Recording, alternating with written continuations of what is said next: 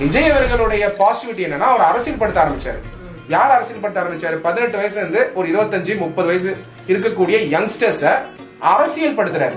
கிளியரா எல்லாரோட வியூலயும் சொல்றது என்னன்னா, விஜய் அவர்கள் மேல ரெஸ்பான்சிபிலிட்டி நான் சொல்லல, ஸ்டேட்டுக்கு ஈக்குவல் ரெஸ்பான்சிபிலிட்டி உண்டு.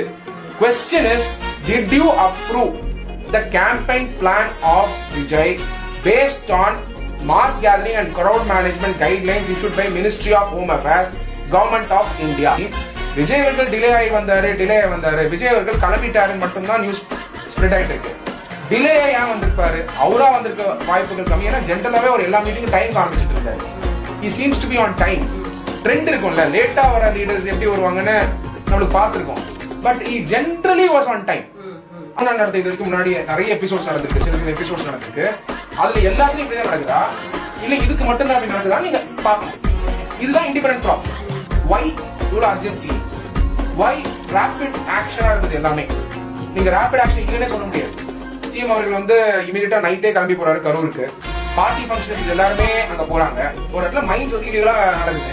அதுக்கு rapid action இருக்கா கவர்மெண்ட் கிட்ட? அங்கேயும் தான் பொதுமக்களுக்கு பிரச்சனை நடக்குது. நைட் எல்லாம் மைன்ஸ்க்கு வந்து நோண்டி அங்க இருக்க மக்கள் தூங்கல. அதுக்கு மினிஸ்டர்ஸ் போறதே இல்லையே.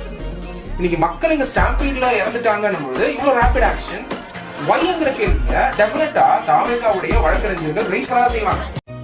அந்த இடத்த வந்து இப்போ குடிச்சு கொடுத்து கேக்குறாங்கல்ல. ஆமா, கவர்னர் கூட கடிதம் போட்டாங்க. அவங்க 4-5 இடத்த வந்து கேட்டிருக்காங்க. 4-5 இடத்த கேட்டிருக்காங்க, பெருசா கேட்டிருக்காங்க. அவங்க நீங்க வந்து சின்ன தெருவுல கொடுத்துருக்கீங்க அந்த இடத்த வந்து பாத்தீங்கன்னா.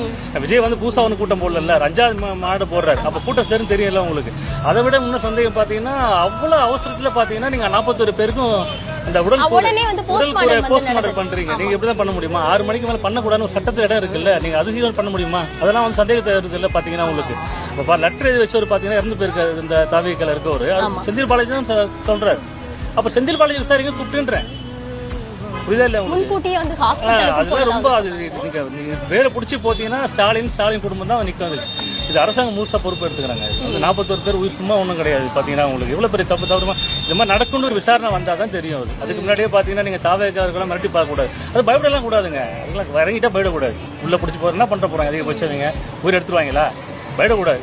தாவேகா தொண்டெல்லாம் பயப்பட இருங்க. பொறுப்பாளர் எல்லாமே பாத்துருவோம். சரிங்க சார், ஓகே. விசாரிச்சு யார் தண்டனை யாரு பண்ணாலும் உள்ள வைக்கணும். அதுக்கு முன்னாடியே நீங்க மாவட்ட செயலாளர் அவரு உள்ள வைக்கிறதா ரொம்ப தப்பு. தண்டனை ஒன்னும் உறுதி செய்யல. யார் பண்ணதும் வந்து ஒன்னும் நிரூபிக்கல. உங்களுக்கு புரியுதா இல்லையா? அதனால வந்து முழு விசாரணை நடத்தணும். அது வருத்தம். 2 சந்திப்பேன், 3 சிஎம்க்கு எச்சரிக்கை, 4 என்னைய தொட்டு பாருங்கிற ஒரு போல்டு ஸ்டேட்மெண்ட், 5 வந்து ஸ்ட்ராங்கா நம்ம வருவோம் அப்படின்ற மெசேஜ். Purely politics.